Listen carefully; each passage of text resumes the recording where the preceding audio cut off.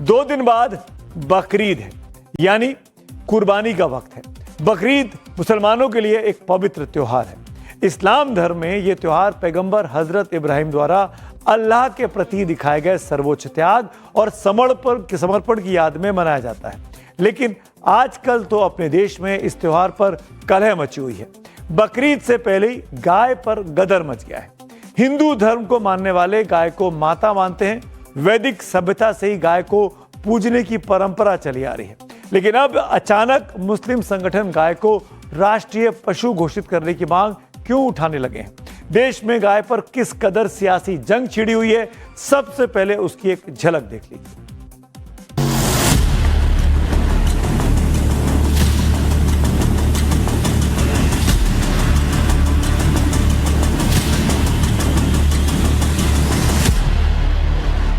गाय से मजहब हिंदू का जुड़ा हुआ है, तुम उसको नेशनल जानवर बनाओ।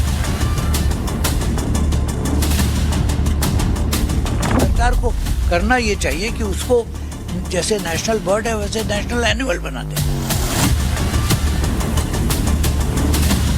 और जो गाय काटेगा, जो गोवंश काटेगा, उसको छोड़ेंगे नहीं।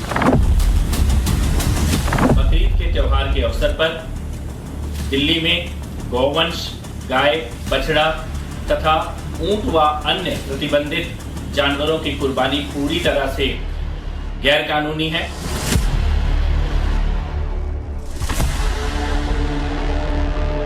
बंद करिए ना, हमेशा के लिए एक मरतबा आप इसको अनाउंस ही कर दो, पूरे भारत देश के लिए अनाउंस कर दो कि ये बन गया है नेशनल पशु। तो कोई ना काटेगा, ना बेचेगा, ना खरीदेगा, ना कुछ करेगा। करिए बीजेपी को, लेकिन सिर्फ और सिर्फ मुसलमानों को टारगेट करना उनके ईद के टाइम के वक्त, ये मैं समझता हूँ सरासर गलत, ये नफरत फैलाने वाली बात।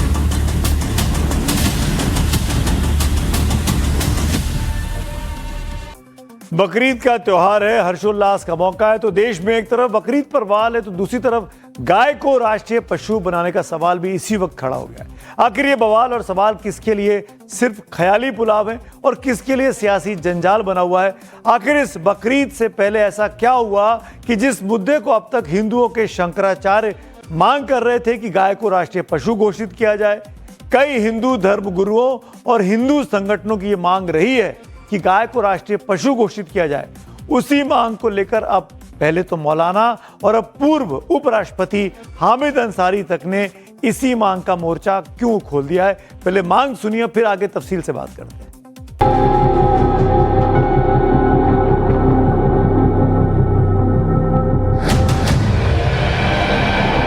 जो चीज हमारे साथी नागरिकों को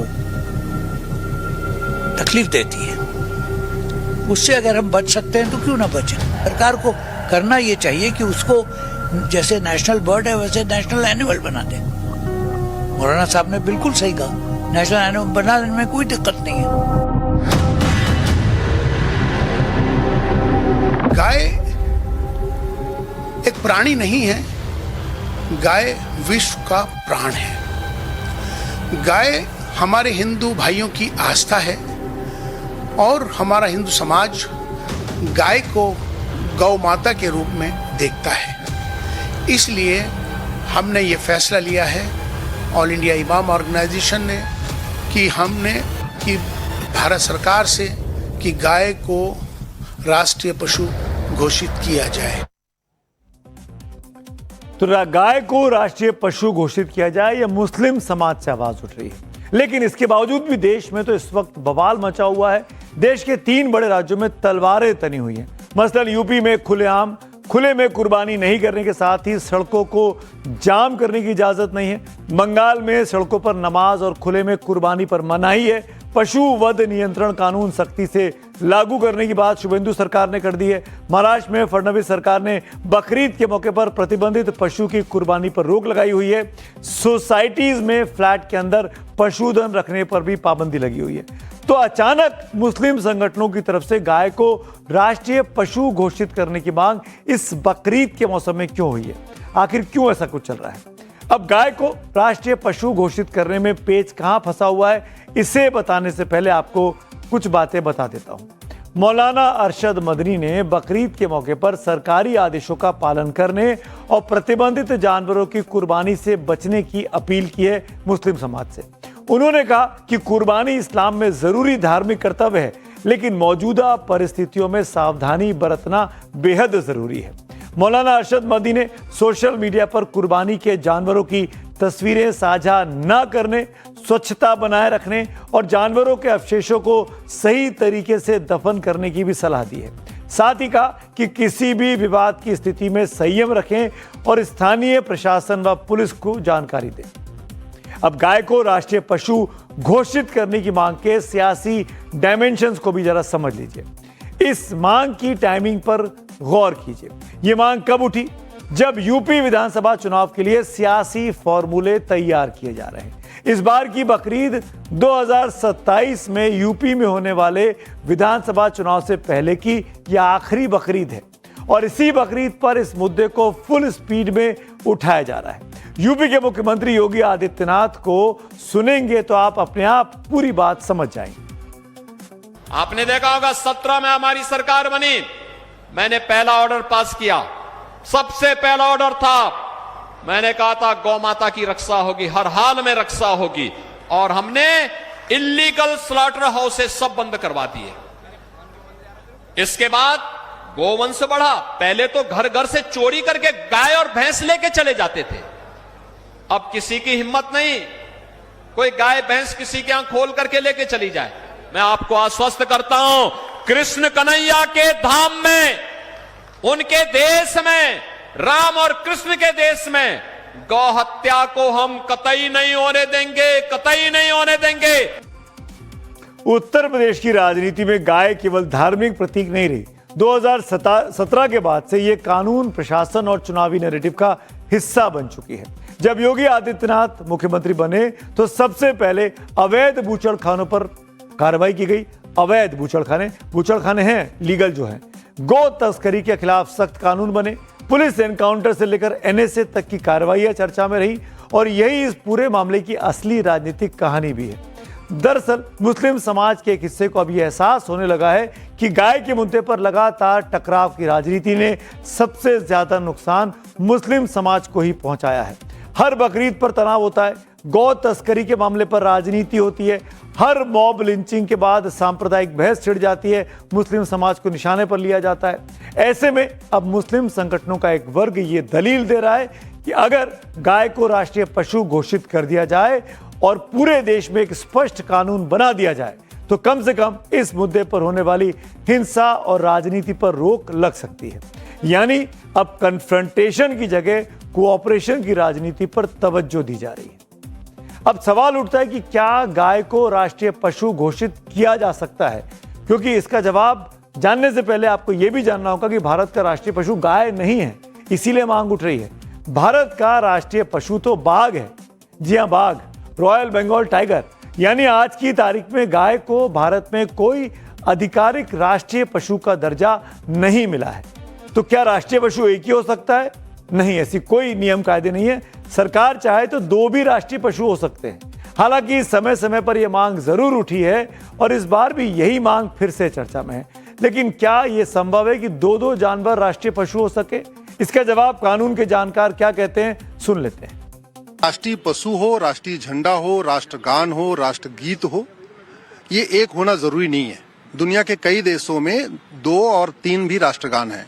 दुनिया के कई देशों में इसकी 2 से ज्यादा राष्ट्रीय पशु भी हैं। तो भारत तो इतना बड़ा है, जनसंख्या के मामले में दुनिया का सबसे बड़ा देश हो चुका है। इसमें कोई संवैधानिक अड़चन नहीं है, इसमें कोई व्यवस्था नहीं है। ये एक पॉलिसी डिसीजन है, कोर्ट इसमें कोई इंटरफेयर नहीं करेगा। अगर आप 1 राष्ट्रीय पशु रखते हैं या 2 राष्ट्रीय पशु रखते हैं, इसमें कोर्ट कोई इंटरफेयर नहीं करेगा। तो इसलिए किया जा सकता है, संभव है। तो ये बात क्लियर हो जाती है कि आप 1 से अधिक भी राष्ट्रीय पशु घोषित कर सकते हैं, इसमें कोई नहीं है। सरकार को केवल कॉल लेने की जरूरत है। आपके ज़हन में अब ये सवाल तो आएगा ही कि जब हमारे देश में गाय को माता कहा जाता है, गाय को सम्मान दिया जाता है, हिंदू वर्ग गाय की पूजा करता है, तो फिर इसे राष्ट्रीय पशु सरकार क्यों नहीं घोषित कर देती? इसका एक जवाब भारत के संविधान में छिपा हुआ है। भारतीय संविधान के अनुच्छेद 48 में राज्य को निर्देश दिया गया है कि गाय, बछड़ों और दुधारू पशुओं की सुरक्षा की जाए। इसके साथ ही पशुपालन को आधुनिक और वैज्ञानिक तरीके से बढ़ाने की बात भी कही गई है। लेकिन यहाँ एक बहुत अहम बात समझना बहुत जरूरी है, ये कोई बाध्यकारी कानून नहीं है। संविधान के बाद अब सरकार के रुख की बात करते हैं। संसद में भी कई बार केंद्र सरकार से सवाल पूछा गया कि क्या गाय को राष्ट्रीय पशु घोषित करने पर विचार हो रहा है। मैं वो घटनाएं आपको याद दिलाता हूं। 12 अगस्त 2025 को लोकसभा में बीजेपी के ही बड़े नेता पूर्व मुख्यमंत्री रहे त्रिवेंद्र सिंह रावत ने अपनी सरकार से पूछा कि क्या गाय को राष्ट्रीय पशु घोषित करने पर कोई विचार या योजना है। सरकार की तरफ से तब केंद्रीय मंत्री थे एसपी सिंह बघेल साहब, पशुपालन मंत्री। उन्होंने लिखित में जवाब दिया, नहीं सर। संविधान के अनुच्छेद 246(3) के मुताबिक पशुओं का संरक्षण राज्य का विषय है, इसीलिए केंद्र कोई कानून बनाने की योजना नहीं रखता। ये बघेल साहब ने जवाब दिया त्रिवेंद्र सिंह रावत को। अब एक और बात करिए, अगस्त 2023 में करीब 3 साल पहले अजमेर के बीजेपी के एक और सांसद है भागीरथ चौधरी। उन्होंने सवाल अपनी सरकार से पूछा कि गाय को राष्ट्रीय पशु घोषित करने की योजना है। तब संस्कृति मंत्री थे किशन रेड्डी। उन्होंने भी यही कहा कि भारत का राष्ट्रीय पशु तो वाघ है, गाय को राष्ट्रीय पशु बनाने का कोई इरादा नहीं है। पशु संरक्षण राज्य का विषय है, हम कैसे इसमें कुछ कर सकते हैं। यानी कुल मिलाकर गाय एक इंपॉर्टेंट फैक्टर है और गाय के नाम पर बहुत बड़ी संख्या में अपने देश में व्यापार भी होता है। गाय का हर चीज व्यापार से सीधे तौर पर जुड़ा हुआ है और एक रिपोर्ट कहती है कि देश की जीडीपी का 5% हिस्सा जो है वो गाय से जुड़ी अर्थव्यवस्था से आता है। इसीलिए बहुत इंपॉर्टेंट है, इसीलिए गाय को राष्ट्रीय पशु घोषित करने में सरकारें आनाकानी करती हैं। पब्लिक व्यू का वक्त है। जया दीक्षित जी का व्यू है, बच्चों की मेहनत, उनका भविष्य अंधकार में, किस पर विश्वास करें वो जब उनकी मेहनत का सही मूल्यांकन नहीं हो रहा है। एक और पब्लिक व्यू है राघव कृष्ण का, जब मुस्लिम समाज के बड़े नेता गाय को राष्ट्रीय माता का दर्जा देने की बात कह रहे हैं, जो शंकराचार्य अभिमुक्तेश्वर आनंद लंबे समय से उठा रहे हैं, फिर सरकार को किस बात का इंतजार है। आई होप कि हमने कुछ आंसर इसको दिया होगा। आज मेरे साथ इतना ही, कल फिर मुलाकात होगी, तब तक के लिए शुभ रात्रि।